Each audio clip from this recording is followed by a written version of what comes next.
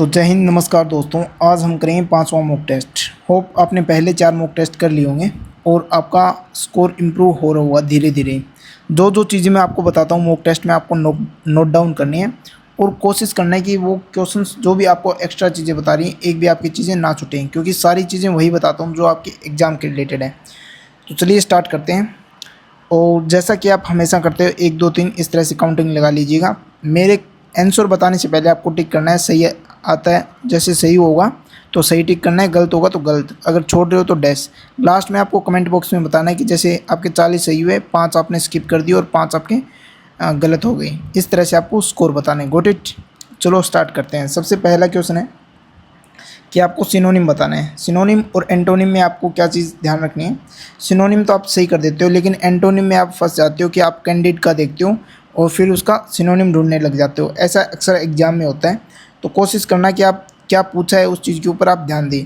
सबसे पहले क्वेश्चन ने पूछा सिनोनिम किसका, एडवोकेट। एडवोकेट जैसा कि आप जानते हैं कि एडवोकेट कौन होता है, जो सलाहकार होता है, ठीक है, जो आपकी हेल्प करे, वो होता है एडवोकेट। तो इसका सिनोनिम क्या हो जाएगा, जो आपको सपोर्ट करे, ठीक है। इसके अलावा कुछ मैं आपको बता रहा हूँ, जैसे कि अपहोल्डर।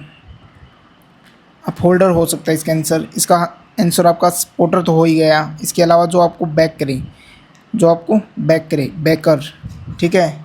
और जो आपको प्रोपोनेंट हो, प्रोपोनेंट, ठीक है। इसका अपोजिट क्या हो जाएगा, जो आपके अपोजिशन में हो, जो आपको अपोज करे, ठीक है। ये नहीं होगा इसका। डिनाई करे, मना करना, और डिले करना, देरी करना। तो पहले का आंसर बी होगा। नेक्स्ट 2 नंबर क्वेश्चन है, एंटोनिम बताना है। किसका एंटोनिम, कैंडिड। कैंडिड का मीनिंग क्या होता है, स्पष्ट, स्पष्ट, स्पष्ट, ठीक है। स्पष्ट मतलब क्लियर, जो बिल्कुल फ्रैंक हो, उसे बोलते हैं। तो इसका सिनोनिम क्या क्या होते हैं। एक तो होता है इसका ऑनेस्ट, ऑनेस्ट, फ्रैंक, ठीक है। और जो क्लियर हो, जो बाइस्ड ना हो, ठीक है, उसे बोलते हैं हम। जो स्ट्रेट फॉरवर्ड हो, स्ट्रेट फॉरवर्ड हो मतलब जो भी चीज़ें हैं वो मुंह पे बोल देना। एंड जो फोर्थ राइट हो, ये मैंने आपको पहले ही बताया, फोर्थ राइट। ये जो भी मैं आपको बता रहा हूँ ये सारे नोट डाउन कर लीजिएगा। और जो ओपन हो, ओपन हो, कोई भी चीज़ें सीक्रेट ना रखिए, उसे बोलते हैं। ये ऑनेस्ट और फ्रैंक, फ्रैंक। आपको इनमें एक चीज़ देखनी है। देखो आपको पता है कि फ्रैंक और ऑनेस्ट दोनों सेम सेम है, तो ये सेम सेम अगर 2 ऑप्शन में आ सकते हैं तो ये तो आंसर हो ही नहीं सकते आपके, ठीक है। तो अब बात आती है 3 नंबर और 4 नंबर, डिसीटफुल और आउटस्पोकन, ठीक है। तो इसमें आपका राइट आंसर कौन सा होगा वो हमें देखना है। अब सी और डी 2 ऑप्शन आपके पास। पहले मैं इसके स्पष्ट, कैंडिडेट का आंसर क्या होता है, स्पष्ट। इसका अपोजिट बता देता हूँ। इसका अपोजिट क्या होगा, जो बाइस्ड हो, ठीक है, जो बाइस्ड हो, जो डिसीटफुल हो, डिसीटफुल हो, ठीक है। एक होता है डिसीव, डिसीव मतलब धोखा देना, डिसीव, डिसीव। और इसकी स्पेलिंग ध्यान रखना, सी के बाद में ई आई आएगा, ई आई, ठीक है, न कि आई ई। आपको ऑप्शन में आई ई मिलेगा, लेकिन आपको सी के बाद ई आई करना है। गॉट इट, सी ई आई, ठीक है, डिसीटफुल। और नेक्स्ट देखेंगे अपन, जैसे कि आपका डिसीटफुल हो गया, डिसऑनेस्ट हो गया, इवेसिव हो गया, डिसऑनेस्ट, ऑनेस्ट का अपोजिट डिसऑनेस्ट, ठीक है। और डिसऑनेस्ट, और हो गया इवेसिव, ठीक है। इतने बहुत है आपके लिए। नेक्स्ट इवासी होता है जो टाल मटोल करे, ठीक है। तो इसका राइट आंसर क्या हो जाएगा, डिसीटफुल, इसका अपोजिट हो जाएगा, ठीक है। आउटस्पोकन, जो कि कुछ भी बोल दे, जो बोलने के जैसे हो। बाकी ये तीनों लगभग सेम ही है, फ्रैंक, ऑनेस्ट और आउटस्पोकन। एक डिसीटफुल अलग है, तो आप ये भी देख सकते हैं कि बाकी तीनों ये सेम है, तो ये अलग है, तो ये आपका राइट आंसर होगा। नेक्स्ट है 1 वर्ड बताना आपको कौन सा। A place where bees are kept, ऐसा प्लेस जहाँ पर बीज को रखा जाता है। बीज क्या, मधुमक्खी को रखा जाता है, ठीक है। एक अवियरी होता है और एक अपीरी होता है। अवियरी और अपीयरी, इन दोनों में आप हो सकता है कि आप कन्फ्यूज़न हो जाए, लेकिन आपको ये याद रखना है, इसका राइट आंसर होगा अपीयरी। देखो अवियरी में वी आता है, 2 नंबर पे क्या आता है, वी। और जैसे हम पक्षी बनाते हैं ड्राइंग में, इस तरह से पक्षी बनाते हैं ना, ये जैसे आपके पक्षी उड़ रहे हैं, ठीक है, ये आपके पक्षी उड़ रहे हैं। तो इस तरह से याद रखना है कि वी से आपके पक्षियों को याद रखना है। तो ये रहेगा पक्षियों के लिए, किसके लिए, बर्ड्स के लिए। The place where birds are kept, is called aviary and the place where bees are kept is called apiary. ठीक है। एक्वारियम, एक्वा से क्या होता है? Aqua, aqua means water. Aquarium, aquarium तो आप जानते होंगे जो आपके घर पे रखते हैं, मछली वगैरह रखते हैं, उसे एक्वारियम बोलते हैं। और यह सेंचुरी, इसका होता है जो लाइक सही जगह है वो, है ना, एक अच्छी प्लेस हो, पवित्र जगह जिसे बोलते हैं, पवित्र, पवित्र जगह। ठीक है। नेक्स्ट है what is the meaning of idiom? A damp squib, इसका मीनिंग है, तो इसका मीनिंग हुआ एक पुअर रिजल्ट देना। ठीक है, डिसपॉइंटिंग रिजल्ट। और इसका मैंने एक और भी आपको इडियम्स बताया था, कटे सॉरी फिगर, कटे सॉरी फिगर। ठीक है। और नेक्स्ट रेनी वेदर, ये होता है हार्ड डेज। ठीक है। और नेक्स्ट देखते हैं 5 नंबर क्वेश्चन, करेक्टली स्पेल्ड बताने हैं आपको। तो इसमें आपको एम्प्रेस की बतानी है। इसमें क्या ध्यान रखना है, एक तो डबल आर आएगा और डबल एस आएगा। तो डबल आर और डबल एस, इसमें ओनली 1 आर है, इसमें ओनली 1 एस है, और एस ये दोनों 1 है। इसमें डबल आर और डबल एस है, तो ये आपका राइट हो जाएगा। नेक्स्ट है 6 number question, many a. Many a का मैंने आपको कंसेप्ट बता रखा है, मैनी ए मैन। उसके बाद में क्या आएगा? मैनी ए मैन आ रहा है, इसके बाद में हमेशा सिंगुलर वर्ब लेगा, और मैनी ए के बाद में ये भी आपका सिंगुलर रहेगा, सिंगुलर। मैनी ए के बाद सिंगुलर, तो ए के बाद में मैन भी सिंगुलर है, और यहाँ पर ये प्लूरल है। हैव की जगह क्या आ जाएगा? हैज़ आपका राइट आंसर होगा, तो बी इसका हो जाएगा। नेक्स्ट क्वेश्चन हम देखते हैं 7 number question, one of the student was absent in the class. One of के लिए मैंने आपको क्या रखा है? वन ऑफ द, हमेशा और हमेशा प्लूरल आएगा, ऐसा आएगा। वन ऑफ द स्टूडेंट्स, ठीक है, स्टूडेंट्स राइट होगा यहाँ पर, one of the students, one of the students, तो ए इसमें एरर होगा। नेक्स्ट है, और इसके लिए देखो यहाँ पर प्लूरल आएगा, वन ऑफ द स्टूडेंट्स, लेकिन यहाँ पर जो हेल्पिंग वर्ब है वो आएगी सिंगुलर, सिंगुलर हेल्पिंग वर्ब आएगी। Got it?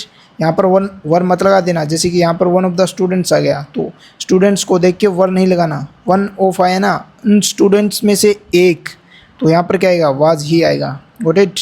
नेक्स्ट है, सी इज जूनियर। देखो ये क्वेश्चन बहुत आता है आपके, जो आई ओ आर आएगा ना, जैसे जूनियर, जैसे कि सीनियर, ठीक है, जैसे कि प्रायर, इनके आगे हमेशा और हमेशा टू लगेगा। ठीक है, तो ये फिक्स प्रीपोजिशन है। तो he is junior than me, नहीं, he is junior from me, नहीं, he is junior to me. Next है, fill in the blanks with, okay, आपको फिल करना है। तो although he worked hard, although के साथ क्या आएगा? यट आएगा, और आपको बट नहीं लगाना है। ठीक है, कन्फ्यूजन हो सकता है कि बट और यट में क्या आएगा, तो यट आपका राइट आंसर होगा, ऑल्दो के साथ यट आएगा। नेक्स्ट 10 नंबर क्वेश्चन देखते हैं, चेंज द वॉइस। आपको वॉइस चेंज करना है। सबसे पहले द टीचर टोट, आपको वॉइस में मैंने क्या चीज़ बताई थी, वॉइस में हमेशा टेंस सेम रखना है। ठीक है, तो अब सबसे पहले वो ऑप्शन देखो जिसमें टेंस चेंज कर दिया गया है। टोट, ये है V2 यानी पास्ट फॉर्म है, तो कहीं ये प्रेजेंट है, देखो आर, इसे कट कर दो, ये पास्ट है। ठीक है, अब देखते हैं, जैसे कि V2 है उसको एक आगे बढ़ाना है। ठीक है, जैसे वाज और इन में, और ये वाज और वर्ड में चला जाएगा। तो ठीक है, अब देखो the teacher taught the students, तो ऑब्जेक्ट को सबसे पहले लेके आना है, द स्टूडेंट्स पहले आ जाएंगे, तो द टीचर तो होगा नहीं, द स्टूडेंट्स राइट हो गया। ठीक है, द स्टूडेंट्स, आगे क्या होगा? वाज या वर आपका राइट आंसर होगा, हेड नहीं आएगा, तो ये गलत हो जाएगा, ये आपका सही हो जाएगा। Next, change the voice, it is time, तो इट इज़ टाइम के बाद में आपको क्या करना है? It is time to the bell, it is time to the bell, it is time को एज इट इज़ लिखना है आपको, it is time, it is time. अब जो ऑब्जेक्ट है वो लेके आना है, the bell, it is time for the bell, और जो टू है उसके साथ क्या लगाना है? बी लगाना है। It is time for the bell to be ring, जो रिंग है वो उसकी वर्ब थर्ड फॉर्म आ जाएगी, कौन सी आ जाएगी? रिंग। तो अब देख लेते हैं, it is time the bell rings, नहीं, it is time that the bell is rung, नहीं, it is the time has, नहीं, ये तो गलत होगा। It is time for the bell to be rung, ठीक है, to be rung, right answer हो जाएगा बी। अब देखते हैं 12 number question, he said to her, where do you live, तो उसने उससे पूछा, देखो एक तो क्वेश्चन मार्क है इधर से, आपको पता लग जाएगा कि उसने उससे पूछा कि कहाँ पर आप रहते हो। तो he said to her, he asked her, he told her नहीं, नहीं गलत होगा, ही आस्क्ड हर। ठीक है, अब 3 ऑप्शंस में हम देखते हैं, ही आस्क्ड हर, ही आस्क्ड हर। ठीक है, अब इसका राइट आंसर आपको देखना है कि क्या होगा। ही आस्क्ड हर वेयर और वेयर, ये सही है बिल्कुल, वेयर और वेयर आएगा, दैट नहीं आएगा। ठीक है, ये डी भी गलत हो जाएगा। He asked her where she lived, where did she live नहीं, यहाँ पर फिर क्वेश्चन मार्क आएगा अगर ऐसा कुछ होता है तो। जैसे वेयर और डिड एक साथ आते हैं तो हमेशा लास्ट में क्वेश्चन मार्क आएगा, लेकिन एंड लेकिन। यहाँ पर देखो वेयर सी लिव्ड, यहाँ पर वेयर किसका काम कर रहा है, यहाँ पर कंजक्शन का काम कर रहा है, 2 सेंटेंस को जोड़ने के लिए। तो ए आपका राइट आंसर हो जाएगा। Got it. नेक्स्ट देखते हैं अपन।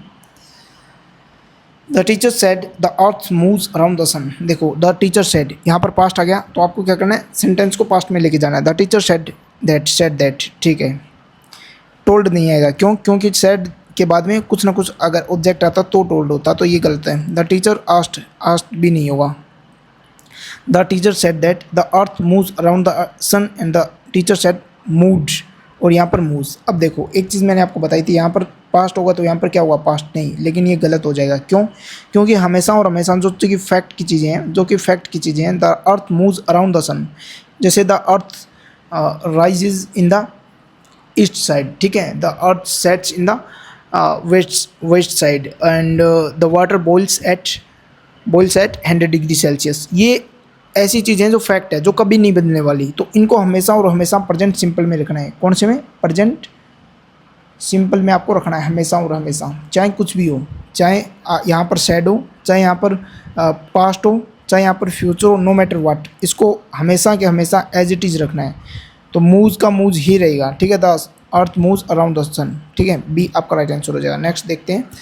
PQRS बताना है, तो इसमें सबसे पहले आपको एलिमिनेट करने हैं ऑप्शन। तो आपको देखने हैं QR और PS से स्टार्ट हो रहे हैं। तो हैज़ बीन से कोई सेंटेंस स्टार्ट नहीं होता, तो P से स्टार्ट हो रहा है उसे कट कर दो, P से हो रहा है, B हो रहा है, कट कर दो। ठीक है, द इंडियन क्रिकेट टीम, हाँ इससे हो सकता है।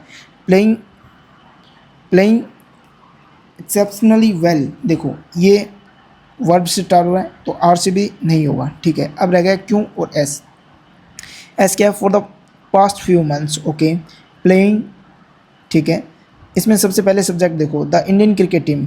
ठीक है, सबसे पहले आ गया Q, Indian cricket team has been playing, P, exceptionally well R, और for the past few months 4 आ गया। ये कौन सा है आपका? ये प्रेजेंट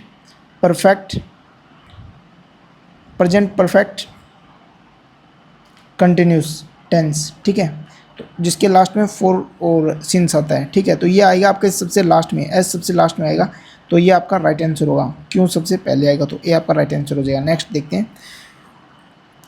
देखते हैं। इसका नाउन बताना है किसका, give the noun form of the adjective. Honest, जो ऑनेस्ट होता है इसका नाउन फॉर्म बताना है। तो इसका ऑनेस्ट, एक तो ऑनेस्टली होता है और एक ऑनेस्टी होता है, तो आपको इसका नाउन फॉर्म बताना है, कौन सा आपका राइट आंसर होगा। तो आप सोच के बताओ, हो सकता है कि आप इसको कट कर दो, इसको भी कट कर दो, आप दोनों को इनमें से राइट करना है। ठीक है, होप आपने चूज़ कर लिया हो, तो 20 का राइट आंसर होगा ऑनेस्टी। ठीक है, अब देखते हैं 16 से 20 नंबर क्वेश्चन, जो कि आपके पैसेज के ऊपर बेस्ड है। तो पैसेज में सबसे पहले आपको क्या करना है, क्वेश्चन पढ़ना है। What is the primary source of the solar energy according to the passage. वैसे आपको पता है कि सोलर एनर्जी का प्राइमरी सोर्सेज क्या होता है? सन होता है, इलेक्ट्रिसिटी नहीं, विंड करंट्स नहीं, thermal mass of buildings, radiant light and heat off from the sun. ये बिना देखे आप कर सकते हो कि सन इसका होता है राइट आंसर। ठीक है, दूसरा, which of the following is the categorized as an active solar techniques. कुछ एक्टिव सोलर टेक्निक्स होती हैं, उनको किस में कैटेगराइज किया गया है, तो ये हमें उसी से पता चलेगा पैसेज से। एक होते हैं एक्टिव सोलर टेक्निक्स, एक है पैसिव सोलर टेक्निक्स। ठीक है, मेनली डिपेंड्स ऑन। ठीक है, ये भी आपको पैसेज में बता रखा हुआ कि एक्टिव सोलर और पैसिव सोलर्स इन सब किस में डिपेंड होते हैं। नेक्स्ट है, solar energy techniques are broadly classified into 2 categories. ये 2 कैटेगरीज में बांटी गई। कौन सी कैटेगरीज हैं वो तो अपने को पढ़ने के बाद ही पता लगेगा। नेक्स्ट है, what makes solar energy A highly appealing source of electricity. Appealing source of electricity कहाँ से होती है? It is available only in summer, it is low maintenance cost only, नहीं नहीं नहीं, ये तो नहीं होना चाहिए। इट रिक्वायर्स नो टेक्निकल, नहीं ये भी नहीं होना चाहिए। और इन दोनों में कुछ हो सकता है, सी और बी में। बाकी हम पहले पैसेज पढ़ लेते हैं तो उसके हिसाब से आंसर दे देंगे। ठीक है, होप आपको क्वेश्चंस याद होंगे, एक्टिव सोलर और पैसिव सोलर, और कुछ ऊपर ऊपर से याद होंगे। ये दोनों किस में क्लासिफाइड किए गए हैं, और सोलर एनर्जी को highly appealing source of electricity. ठीक है, अब सबसे पहले हम पढ़ते हैं आपका पैसेज। ठीक है, solar energy is the radiant light and heat from the sun that is harnessed using a range of technologies such as solar heating and photovoltaics। ठीक है, अब ये पहले का आंसर आ चुका है पहले ही लाइन में, जिसे हमें बिना देख के टिक कर दिया था। एंड सोलर थर्मल एनर्जी, ठीक है, it is an essential source of renewable energy. Essential होता है प्राइमरी, मतलब जो बहुत ज़रूरी हो। ठीक है, एसेंशियल महत्वपूर्ण, important, essential source of renewable energy. Renewable जो बार बार नहीं आती जाए। ठीक है, जैसे कि आपकी सन की एनर्जी है, ऐसा तो है नहीं कि आपने बरत ली तो ख़त्म हो जाएगी, है ना। या फिर जैसे कि कुछ लिमिटेड चीज़ें होती हैं, उन्हें बोलते हैं वो रिन्यूएबल नहीं होते हैं। ठीक है, वो लिमिटेड होते हैं। रिन्यूएबल जो बार बार आप ले सकते हैं, जैसे कि सन से एनर्जी ले सकते हैं जितनी चाहिए। ठीक है, और जो आपके समुद्र से जो धाराएँ आती हैं उनसे भी एनर्जी ले सकते हैं। ठीक है, अब and its technology are broadly characterized as either passive solar and active solar. जैसा कि हमें पूछ रखा है, दोनों के ऊपर क्वेश्चन पूछ रखा है, active depending on how they capture and distribute solar energy converted into solar powers. Okay, ये किस पे डिपेंड करती है कि वो किस तरह से डिस्ट्रीब्यूट हुई है सोलर एनर्जी और कन्वर्टेड इनटू सोलर पावर में किस तरह से कन्वर्ट हुए हैं। ठीक है, सबसे पहले बता रखा है active solar techniques included the use of photovoltaic system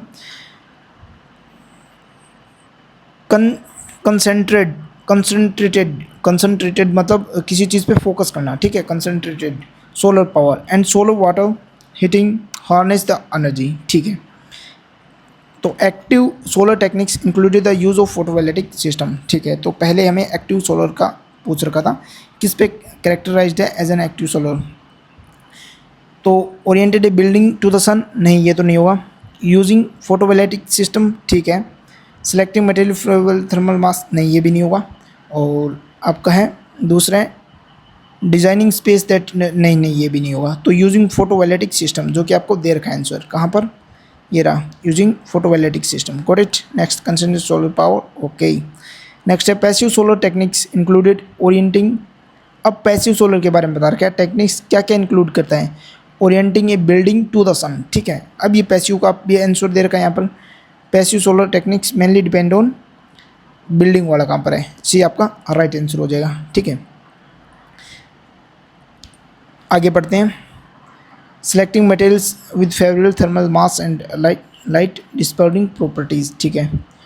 डिस्पर्जिंग होता है मतलब बिखेरना, ठीक है, properties. And designing space the naturally circulated air, the large magnitude of solar energy available makes a highly appealing source of electricity. देखो ये last line में आपका the large magnitude of solar energy, ठीक है, इसका आंसर क्या है, available makes highly appealing source of electricity.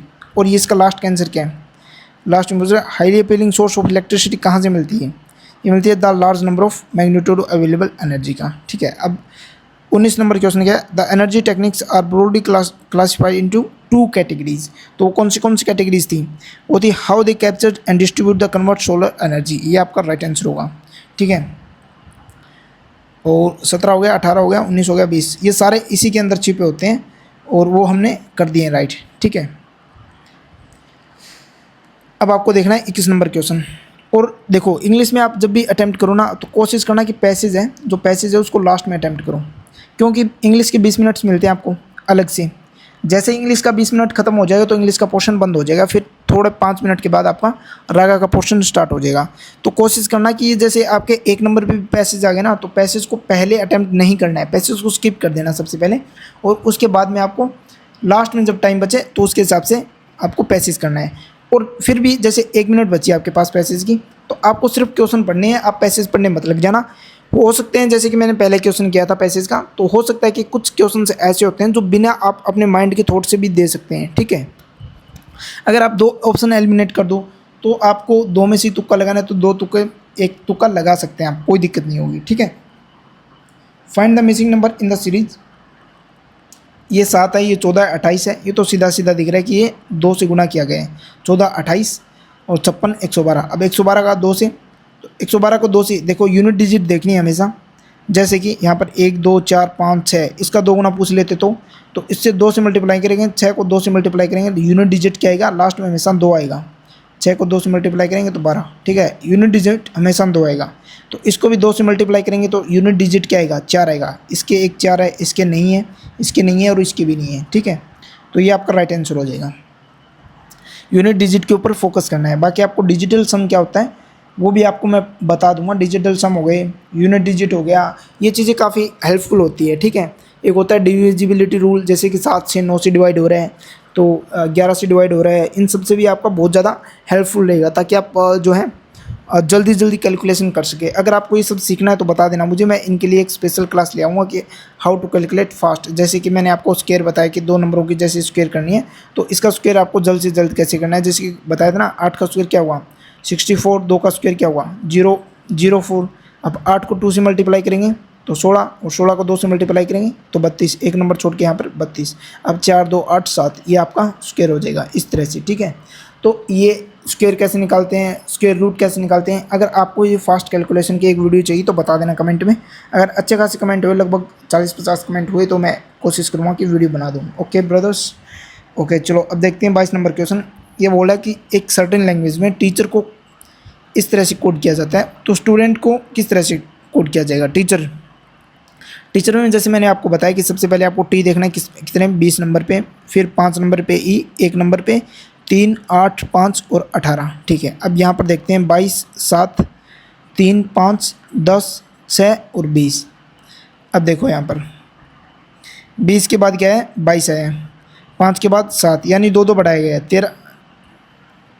1 के बाद क्या है, 1 के बाद 3 आए, 8 के बाद क्या है, 8 के बाद आए, ओके एक मिनट ब्रदर। 20 के बाद 22 5, ई के जगह 7 आ गया, ठीक है, ए की जगह 3 आ गया, ठीक है। सी की जगह क्या आएगा, सी की जगह ई आ गया, सी है क्योंकि इसमें 2 जोड़ा है। 8 में 2 जोड़ेंगे तो 10 ये आ जाएगा, यानी 5 में सिर्फ एक जोड़ा गया, क्या 5 में सिर्फ एक जोड़ा गया, और लास्ट में आर की जगह 20 आ गया, ठीक है। अब देखते हैं यहाँ पर स्टूडेंट्स, तो एस में 2 जोड़ेंगे, 19 प्लस 2 क्या हुआ 21, तो 20 तो होगा नहीं, 21 ठीक है। अब देखते हैं आगे, नेक्स्ट है टी 20 नंबर पे आता है, 20 में 2 जोड़ोगे कितना आएगा 22 की। डब्ल्यू 23 पे आता है, ये भी 22 पे, ये भी आगे। डब्ल्यू एफ सेम है, जी सेम है और पी भी सेम है। लास्ट में देखना है यू आएगा या वी आएगा, ठीक है। तो आपको सिर्फ लास्ट वाला देखना है, पूरा आपको नहीं देखना। इसका लास्ट वर्ड क्या है टी है, तो टी में 2 जोड़ेंगे कितना आएगा 22 आएगा, 22 वी 22 पे आता है, तो बी आपका राइट आंसर हो जाएगा, ठीक है। नेक्स्ट क्वेश्चन देखते हैं हम 23 नंबर क्वेश्चन है पॉइंटिंग टू ए फोटो। ये है आपका रिश्ते वाला। एक तस्वीर की ओर इशारा करते हुए एक पुरुष ने कहा, मैंने इसमें बताया कि मानने के टाइम आप कोशिश करना कि खुद को मानो, ठीक है, कोशिश करना कि आप खुद को मानो, या फिर अगर कोई रिश्ता बड़ा दे रखा है तो आप अपने पिताजी या फिर आपकी दादाजी को मान सकते हैं, ठीक है, जैसा रिश्ता दे रखे हैं। अब अभी आपको खुद को मानना है। एक पुरुष ने कहा, मान लीजिए वो पुरुष वही खुद हैं आप, वह मेरे दादाजी के इकलौते बेटे की बेटी है। आपके दादाजी, ठीक है, एक तस्वीर की इशारा करते हुए कह रहे हैं आपके दादाजी के इकलौते बेटे कौन होंगे, आपके पापा, और उसकी बेटी कौन होगी, आपकी बहन। तस्वीर वाली महिला आपकी क्या लगेगी, वो आपकी सिस्टर लगेगी। बी आपका राइट आंसर हो जाएगा। नेक्स्ट क्वेश्चन है a person walks 5 kilometre towards south. ये नॉर्थ है, ये साउथ है, ठीक है। एक आदमी है जो 5 किलोमीटर साउथ की ओर जाता है, ठीक है। अब then he turns left, okay, यह लेफ्ट चला जाता है 3 kilometre, okay. Next he turns left, फिर से वह लेफ्ट जाता है 5 किलोमीटर, ठीक है। In which direction he is now from his starting point. यह अब किस डायरेक्शन में है, ये है ईस्ट में है, ठीक है, यहाँ पर वेस्ट होगा। और कितनी दूर है, लगभग लगभग नहीं, पूरा 3 किलोमीटर, क्योंकि ये देखो डिफरेंस क्या है, 3 किलोमीटर। 3 किलोमीटर ईस्ट की साइड। इसने सिर्फ डायरेक्शन पूछी है तो ईस्ट आपका राइट आंसर हो जाएगा। नेक्स्ट है ऑल कैट्स आर डॉग्स। जितने भी कैट्स हैं वो सारे के सारे क्या हैं, डॉग्स हैं, ठीक है। All dogs are birds. जितने भी डॉग्स हैं वो क्या है, बर्ड्स हैं।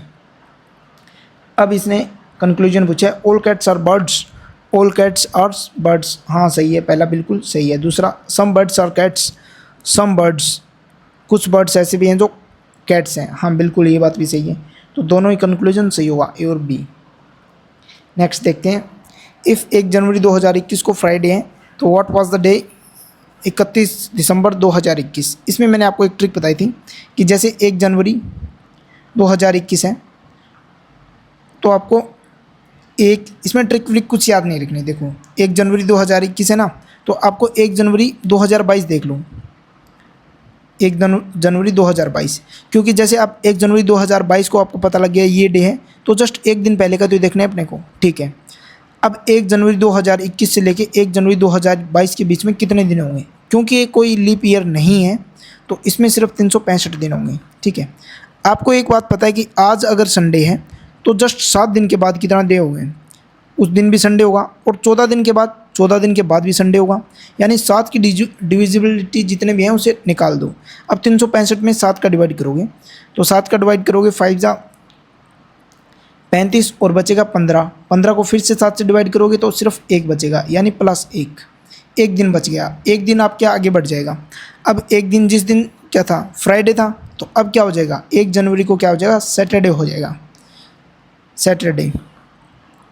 और हमको क्या देखना है, हमको देखना है 31 दिसंबर 2021, एक दिन पहले। तो एक दिन पहले क्या हुआ, फ्राइडे, यानी 1 जनवरी को जो दिन होगा वही 31 दिसंबर को होगा। अगर साल क्या नहीं हुई, अगर साल आपकी वो नहीं हुई, लीप ईयर नहीं हुई, ठीक है। अगर यहाँ पर 2021 की जगह 2020 होता तो आपका एक दिन और फालतू हो जाता, फिर आपका आंसर आता 31 दिसंबर को सैटरडे, ठीक है। और 1 जनवरी को क्या आता, 1 जनवरी को आता Sunday. Got it, okay. Next 27 number question, in A class total कितने स्टूडेंट है, 50 स्टूडेंट्स है। Ramesh is rank 15 from the top से 15वें नंबर पे है, ठीक है। ये 15वें नंबर पे है, यानी ऊपर कितने बच गए, ऊपर 14 बच गए, ठीक है। What is the his rank from the bottom, अच्छा नीचे से कितने हैं, तो ऊपर 15 है तो नीचे कितने बचे होंगे, नीचे 35 बचे होंगे।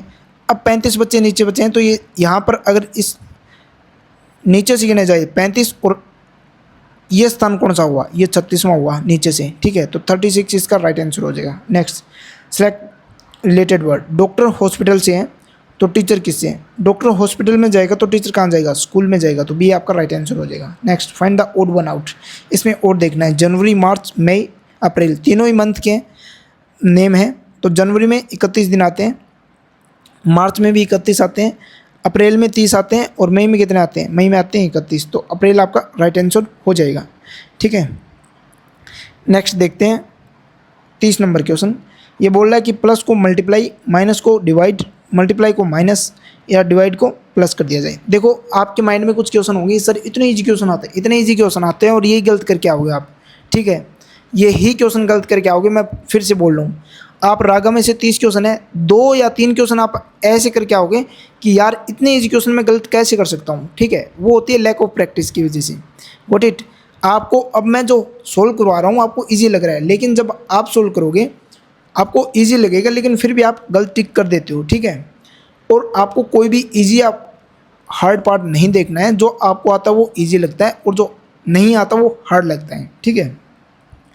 ये क्वेश्चंस आएंगे आपके और ज़रूर आएंगे, और इसमें क्या होता है कि आपको कैलकुलेशन थोड़ी ध्यान से करनी होगी, बस इससे फालतू कुछ नहीं है। ये थोड़ा टाइम टेकन होता है, इसलिए इसे दिया जाता है।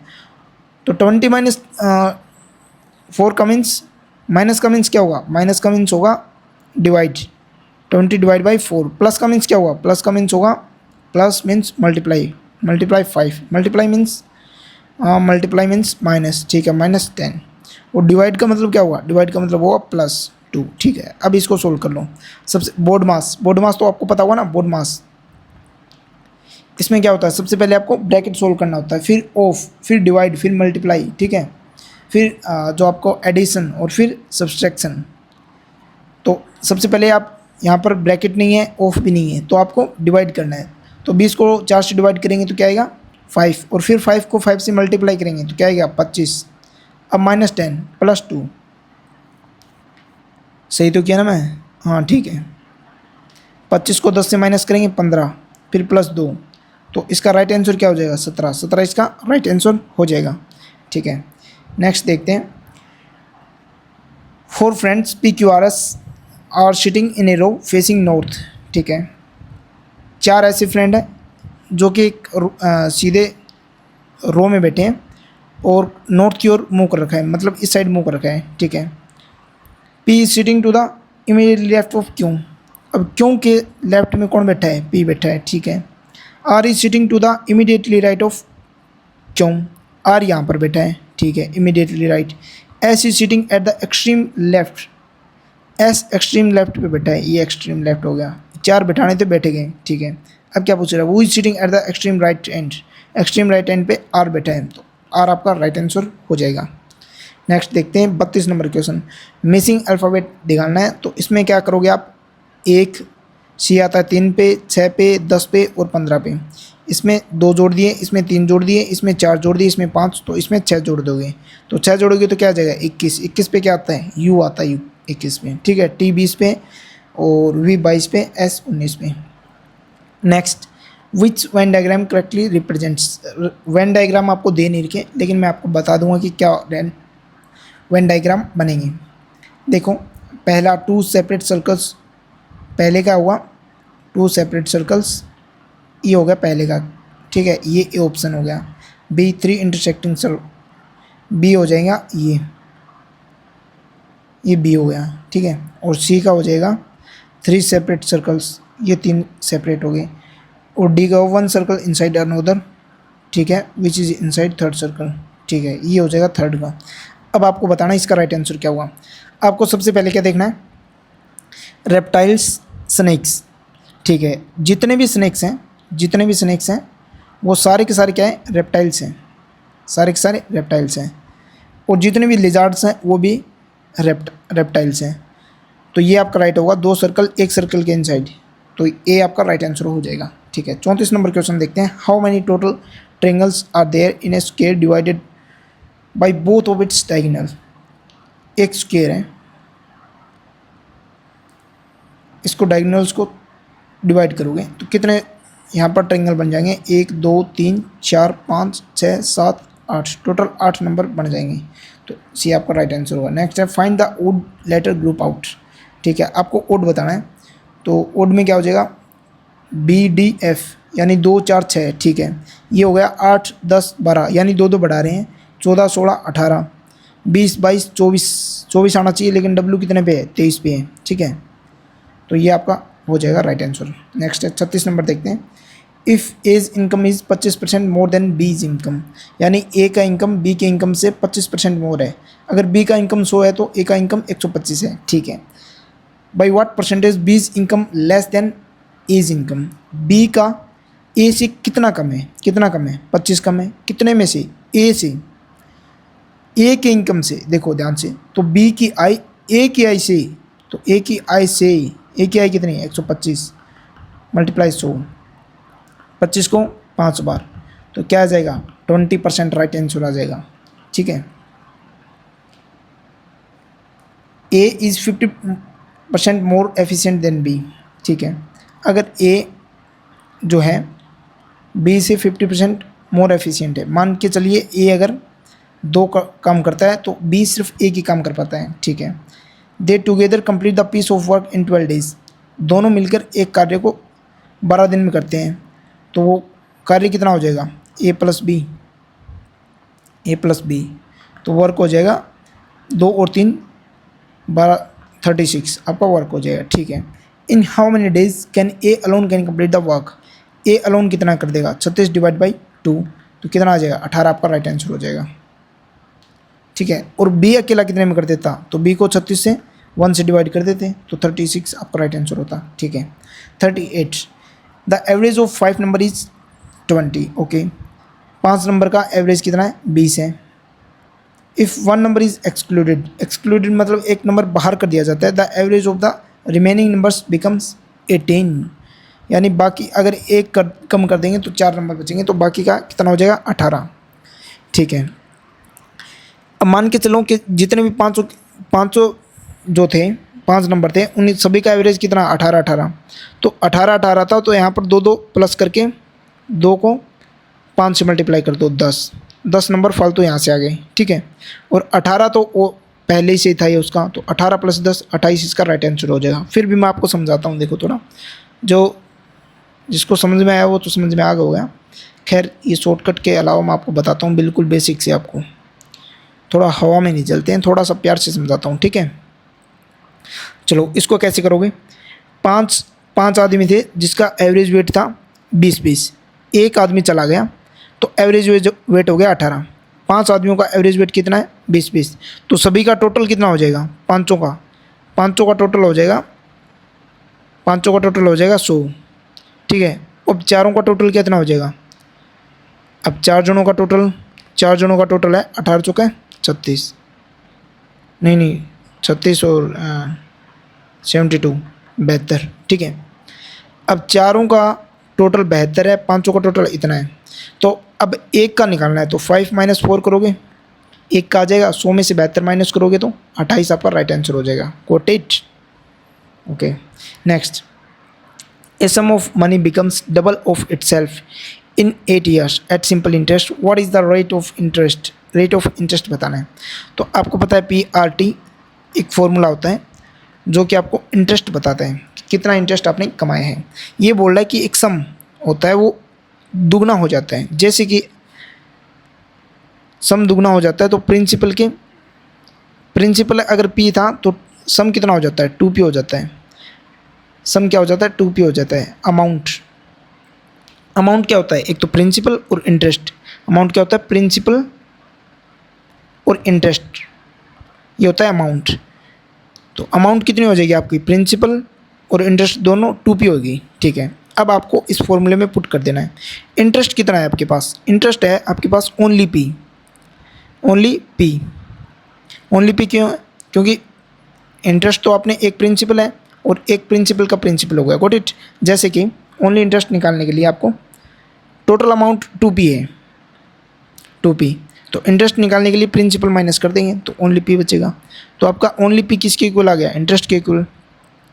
जैसे कि मान के चले आपके पास 100 रुपये हैं और ये अपने ही इसका जो है प्रिंसिपल है डबल हो जाता है, आपके पास 200 रुपये हो जाएंगे। कब, 8 साल के बाद। 100 रुपये आज के 8 साल के बाद 200 हो जाएंगे। ठीक है, तो आपके पास सिर्फ इंटरेस्ट का पैसा कितना है, 100 रुपये आया है। ठीक है, इसी तरह से इंटरेस्ट का पैसा हो गया P। या फिर आप ऐसे भी मान के चल सकते हैं, जैसे कि आपके पास 100 रुपये थे और आपके पास अमाउंट कितनी होगी 200 हो गई, तो आपके पास जो इंटरेस्ट वो कितना आ गया 100 आ गया। ठीक है, और यहाँ पर प्रिंसिपल कितना था आपके पास 100 रुपये थे। रेट आपको नहीं पता कितना है, रेट आपको निकालना है। टाइम पीरियड कितना है 8 साल है। ठीक है, तो 100 से डिवाइड कर देंगे। अब 100 से 100 कट गया और ये 8 डिवाइड में आ जाएगा, R 100/8 का मतलब 12.5, तो 12.5 आपका राइट आंसर हो जाएगा। समझ गए। एक बार फिर से समझा देता हूँ आपको मैं। देखो, जब भी आपको ऐसे बोल दे कि डबल हो गए, ट्रिपल हो गए, ये हो गए, वो हो गए, ठीक है, जितने भी हो गए, तो आपको क्या करना है, आपको सोचना है कि आपके पास पहले 100 रुपये थे, अगर वो प्रिंसिपल के डबल हो जाते हैं तो यानी 200 हो गई। अगर प्रिंसिपल के 3 गुना हो जाते हैं तो 300 हो गई। अब आपको प्रिंसिपल के 3 गुना हो गए तो आपके पास अमाउंट होगी 300 रुपये। और इंटरेस्ट के कितने रुपये कमा लिए आपने, इंटरेस्ट के आपने 200 रुपये कमा लिए, जबकि आपने 100 रुपये दिए थे उसे। इंटरेस्ट के आपने 200 रुपये कमा लिए। तो इंटरेस्ट का फॉर्मूला क्या होता है, PRT/100। और इंटरेस्ट का कितना पैसा कमा लिया, जैसे कि मान के चलते हैं 3 गुना हो गई प्रिंसिपल के, तो इंटरेस्ट का पैसा आपने 200 कमा लिया। अब प्रिंसिपल क्या था 100 था, और रेट हमें निकालना है। टाइम पीरियड आपको दे रखा है कि 8 साल या फिर जितना भी दे रखा हो। ठीक है, और डिवाइड बाई 100। अब 100 से 100 कट कर दिया, अब R क्या आ जाएगा, R आ जाएगा 200/8। 200/8 मतलब 25% आपका राइट आंसर हो जाएगा। ठीक है, इसी तरह से अगर 4 का बोल दिए तो 4 का बोल दिए तो 400 हो जाएगा। और आपके पास कितना रुपये था, पहले 100 रुपये था, लेकिन अब 4 गुना हो गया 400। इंटरेस्ट आपने 300 रुपये कमा लिए, किसके बराबर होते हैं, PRT के बराबर। P आपको पता है कि आपके पास 100 रुपये थे, R आपको निकालना है, टाइम पीरियड आपको देगा या फिर आपको R देगा, टाइम पीरियड निकलवाएगा, ठीक है। 100 से डिवाइड करके इस तरह से निकालना आपको। नेक्स्ट क्वेश्चन देखते हैं 40 नंबर। एक ट्रेन जो कि 150 मीटर लंबी है, पासेज ए इलेक्ट्रिक पोल। आपको मैंने बताया जब भी कोई एक इलेक्ट्रिक पोल या फिर आदमी को या फिर किसी भी चीज़ को जो कि लेंथ जिसकी ज़्यादा लंबी नहीं हो उसे नेग्लिजिबल मानेंगे, ठीक है। 9 सेकंड में पार कर लेती है तो आपको स्पीड बतानी है। तो आपकी डिस्टेंस क्या हो जाएगी, ओनली 150 मीटर, क्योंकि इलेक्ट्रिक पोल है। अगर यहाँ पर प्लेटफॉर्म होता तो उसकी भी अपन लेंथ लेते, ठीक है। और टाइम पीरियड दे रखा है डिवाइड बाई टाइम, तो ये क्या आ जाएगी, स्पीड आ जाएगी। ये आ जाएगा 3 5 जा और 3 3 जा। अब ये आ जाएगा मीटर प्रति सेकंड। अब आपको किलोमीटर पर आवर बताना है, तो मीटर प्रति सेकंड क्या होता है, छोटा, किलोमीटर के लिए बड़ा, तो बड़ा ऊपर ले लेंगे, 18/5 नीचे। और अगर 5/18 करना है तो किलोमीटर को मीटर में चेंज करना हो तो गॉट इट। तो 5 को यहाँ से कट कर दोगे, 3 को 6 से, तो 60 किलोमीटर पर आवर इसका राइट आंसर हो जाएगा, बी आपका राइट आंसर हो जाएगा। नेक्स्ट देखते हैं 41। Find the area of the circle वो सर्कमफ्रेंस इज ये। आपको सर्कमफ्रेंस दे रखी है 2πr। 2πr ये आपका फॉर्मूला होता है जो कि 44 के बराबर है। अब 2π और r 44 के बराबर है, 22 को 2 से 44 से कट कर देंगे, r की वैल्यू क्या आ गई, 7 आ गई, ठीक है। अब आपको एरिया बताना है, तो एरिया क्या हो जाएगा, 22/7 r into r, pi r square होती है ना एरिया, पाई आर स्क्वेयर। तो 7 से 7 कट कर दोगे, 7 14 और 14 को 4 5 1। जैसे कि मैंने कैसे किया मैं आपको बताता हूँ। 22 को 7 से मल्टीप्लाई करना है, तो 22 को पहले 7 को पहले 2 से मल्टीप्लाई कर दो, कितना हो जाएगा 14। अब 11 से मल्टीप्लाई करना है, किसी भी संख्या को 11 से मल्टीप्लाई करना है, जैसे कि 3 2 1 को 11 से मल्टीप्लाई करना है, तो आपको क्या करना है, पहले सबसे पहले जो पहली संख्या है वो लिखनी है 1। अब आपको लिखना है 1 को 2 से मल्टीप्लाई करके 2, अब 3 को 6 से। जैसे कि मैं आपको 14 से बताता हूँ, जैसे 11 से मल्टीप्लाई करो 14 को सबसे पहले 4, ठीक है, फिर 4 और 1 5, फिर लास्ट में क्या आ जाएगा 1, तो 154। इसी तरह से इसमें देखो 321 को 1 और 2 3, 2 और 3 5, ठीक है। अब आपको 1 इसको एज इट इज़ लिख देना है, ठीक है, ये आपका 11 का मल्टीप्लाई हो जाएगा। और या फिर आप 321 को इस तरह से लिख सकते हैं, तो 1 3 5 3, ये भी राइट आंसर होगा।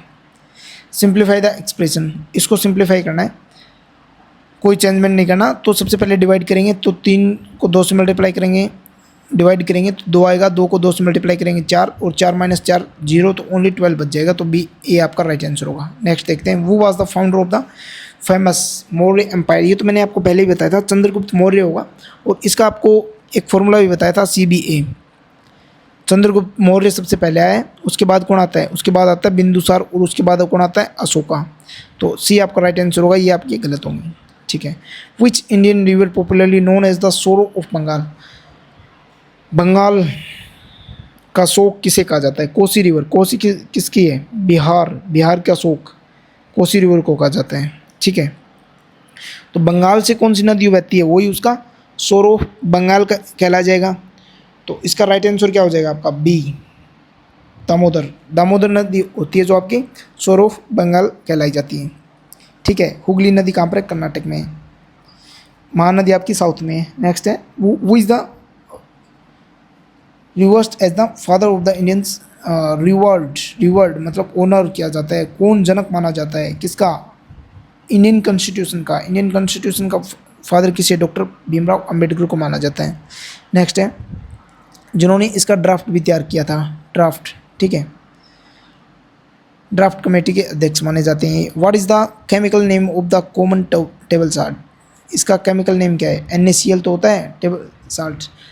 सोडियम बाइकार्बोनेट नहीं, सोडियम कैल्शियम क्लोराइड नहीं, सोडियम क्लोराइड या कैल्शियम ये भी नहीं होगा, तो सोडियम क्लोराइड आपका राइट आंसर हो जाएगा, ठीक है।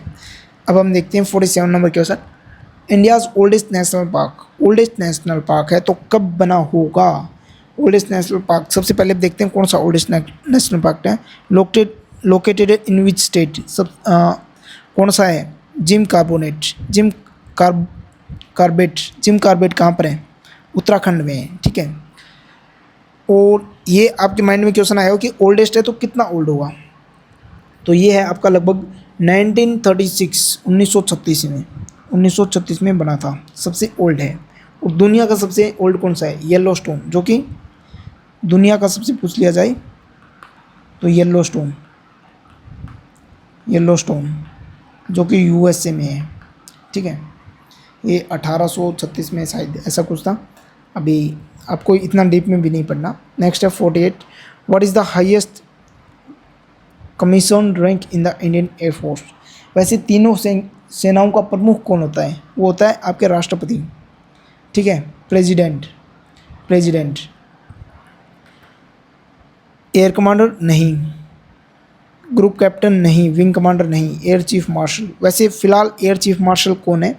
चलो तीनों प्रमुख जो सेनाएं आपके आर्मी और नेवी, इन सभी का मैं आपको बता देता हूँ। सबसे पहले हम बात करते हैं आपकी कि इंडियन एयरफोर्स के लिए, तो ये अमर प्रेम सिंह,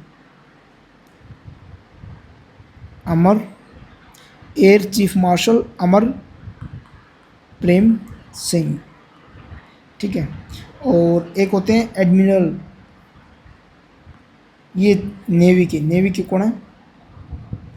नेवी के आपके एडमिरल उपेंद्र सॉरी यार, उपेंद्र,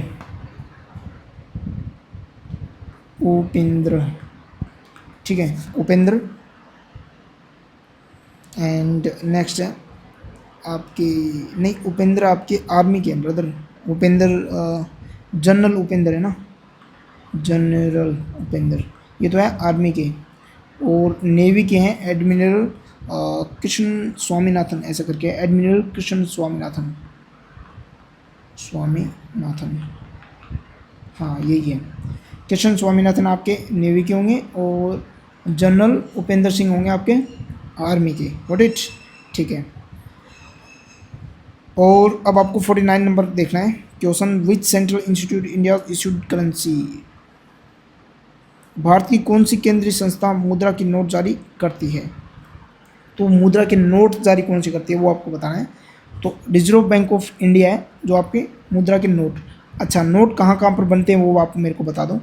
4 जगह हैं जहाँ पर मिंट्स हैं, मिंट्स मतलब जो सिक्के बनाती हैं। 4 जगह ऐसी है जहाँ आपके नोट्स बनाती है। तो 4 जगह कौन सी है वो हम देख लेते हैं। सबसे पहले 49 जो क्वेश्चन है आपका, तो इसमें सबसे पहले नासिक एक ऐसी जगह है, एक देवदास है।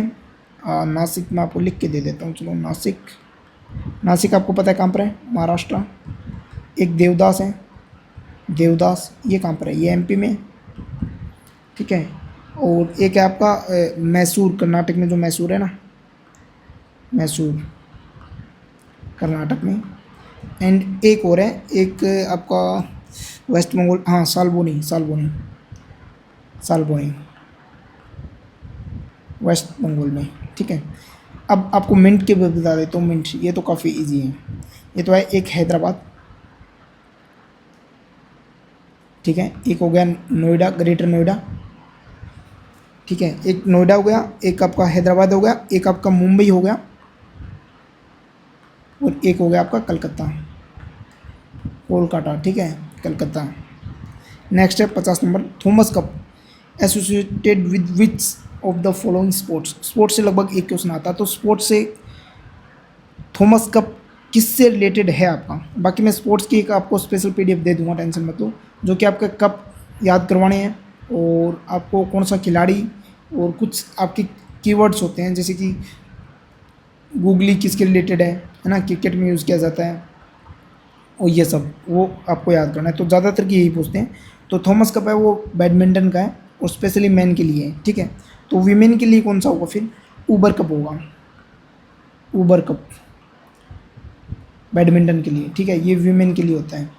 और एक मिक्स्ड भी होता है जो कि सुदीरमन होता है, सुदीरमन, ये मिक्स्ड होता है, यानी मेल और फीमेल दोनों के लिए, ठीक है। ये हो गया इसके लिए। अब गोल्फ के लिए बता देता हूँ एक रेडर कप, ये बहुत इंपॉर्टेंट है इसके लिए। लॉन टेनिस के लिए वो 4 आप याद रख लेना, ऑस्ट्रेलियन ओपन, और एक आपका विम्बल्डन, एंड एक आपका फ्रेंच ओपन, एंड एक आपका यूएस ओपन। ठीक है, ये 4 होते हैं। अब आपको कमेंट में आपका स्कोर बताना है। और हाँ, अगर आप इस चैनल पे नए हैं तो सब्सक्राइब जरूर से कर लेना, क्योंकि मैं आपकी कोशिश करूँगा जितनी हेल्प हो उतनी हेल्प करूँ लास्ट टाइम में। और लास्ट में आपको मोस्ट इम्पोर्टेंट जो आपके टॉपिक्स हैं वो भी मैं आपको करवाता जाऊँगा।